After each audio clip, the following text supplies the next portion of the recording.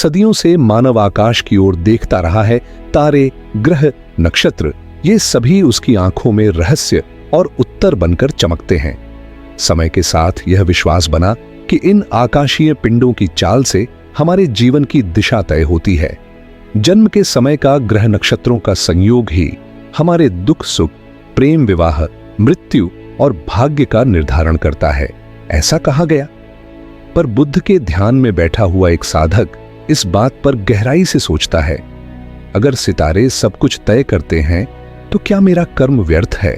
क्या मेरी आत्मा बंधी है किसी अनदेखी रेखा में? वन में एक गुफा के भीतर एक साधक ध्यान में बैठा था।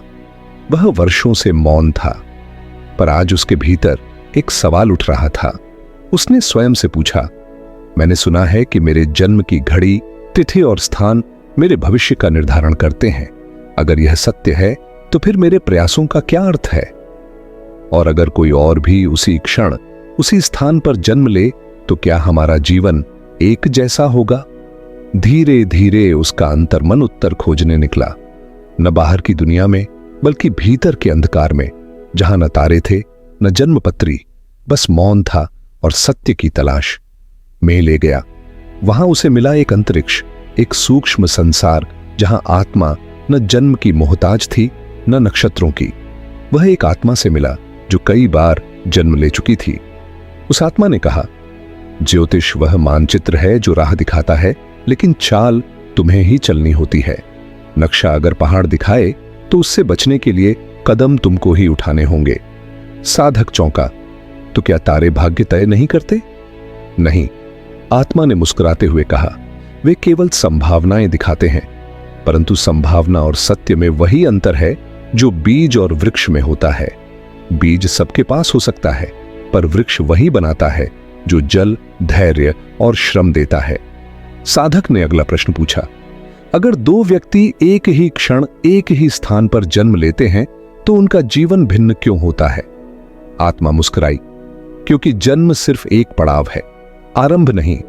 उनके पूर्व जन्मों के कर्म, उनके चित्त की दशा और संकल्पों की गहराई भिन्न होती है। तू तो एक ही चित्र देखता है, जन्म का, पर ब्रह्मांड अनगिनत चित्रों की श्रृंखला है। यदि किसी ने पिछले जीवन में कोई कर्म अधूरा छोड़ा है तो वही कर्म उसकी यात्रा को दिशा देगा, न कि कोई तारा। साधक ने अब महसूस किया कि जीवन की डोर सितारों के हाथ में नहीं बल्कि उसके अपने ही हाथ में है। यदि मैं केवल भविष्यवाणी के भरोसे बैठा रहूं, उसने सोचा, तो क्या मैं अपने ही प्रयासों को तिरस्कार नहीं कर रहा? आत्मा बोली, जो ज्योतिष को अंतिम सत्य मान बैठता है वह अपना वर्तमान खो देता है। ज्योतिष एक संकेत हो सकता है, चेतावनी हो सकती है, पर यह निर्णय नहीं है। निर्णय वही है जो तुम अपने कर्म से लेते हो। कर्म नक्षत्रों से ऊंचा है, क्योंकि नक्षत्र बाहरी आकाश के बिंदु हैं, जबकि कर्म तुम्हारे भीतर की ऊर्जा है, वह ऊर्जा जो तुम्हारे भावों, विचारों और निर्णयों से बनती है। अब साधक के मन में संतुलन था। न वह ज्योतिष का विरोध कर रहा था, न उसे अंतिम सत्य मान रहा था। वह समझ गया था, ज्योतिष एक साधन हो सकता है पर साध्य नहीं।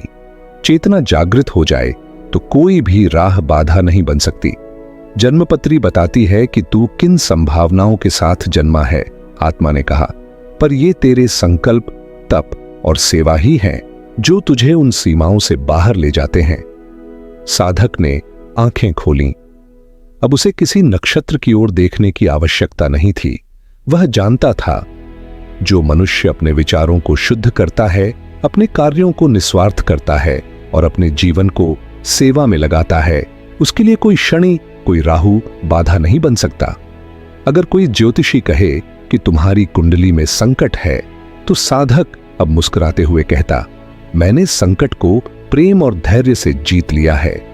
ज्योतिष एक विज्ञान हो सकता है, पर यह आत्मा का निर्धारण नहीं कर सकता। जन्म की घड़ी एक संकेत हो सकती है, पर वह जीवन की दिशा नहीं बना सकती। केवल कर्म ही वह चाबी है जो तुम्हारे भाग्य का द्वार खोलती है। जो लोग कहते हैं मेरी कुंडली खराब है, उन्हें साधक अब शांति से कहता है, कुंडली नहीं, तेरा चित्त सुधार। तू जैसा सोचता है वैसा बनता है, तू जैसा करता है वैसा पाता है। जन्म के ग्रह नक्षत्र संभावनाएं हैं, निर्णय नहीं। कर्म ही जीवन की दिशा तय करता है, न कि ज्योतिष। यदि दो लोग एक ही समय, स्थान और दिन जन्म लें, फिर भी उनका पूर्व कर्म, चित्त की अवस्था और संकल्प उन्हें अलग अलग राह पर ले जाते हैं। हमें सितारों को पढ़ने से पहले अपने भीतर के भावों को पढ़ना चाहिए। कर्म ही परम सत्य है, वही पूजा है, वही उपाय है। अगर यह ज्ञान आपके हृदय को छू गया हो तो प्रेम और शांति फैलाने के लिए लाइक करें, सब्सक्राइब करें और हमारे साथ इस आध्यात्मिक यात्रा में जुड़े रहें।